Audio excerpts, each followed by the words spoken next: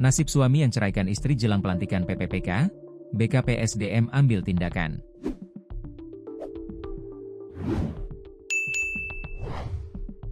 Badan Kepegawaian dan Pengembangan Sumber Daya Manusia, BKPSDM, Kabupaten Aceh Singkil, Provinsi Aceh, memanggil seorang pegawai pemerintah dengan perjanjian kerja, PPPK, yang viral karena diduga menceraikan istrinya 2 hari sebelum pelantikan.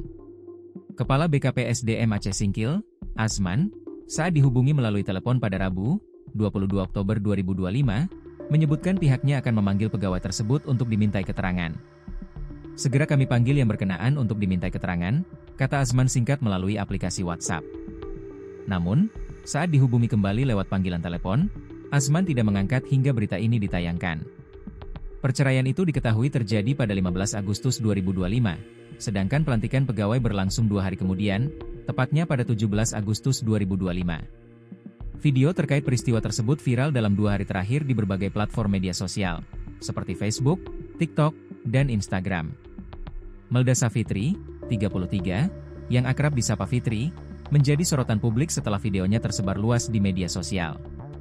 Dalam video berdurasi 1 menit 30 detik yang diunggah akun Facebook Rita Sugiyarti Ricentil Panggabean, terlihat Fitri meninggalkan rumah sewanya di Desa Siti Ambia, Kecamatan Singkil, Kabupaten Aceh Utara, 2 bulan lalu.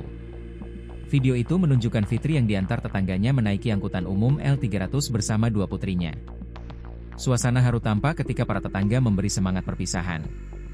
"Kau luruskan uratmu, buktikan kau bisa tanpa dia," terdengar suara seorang ibu dalam video tersebut. 2 bulan setelah perceraian, Fitri kini tinggal di rumah orang tuanya di Maukek, Kabupaten Aceh Selatan. Ia berjualan gorengan untuk menghidupi kedua putrinya.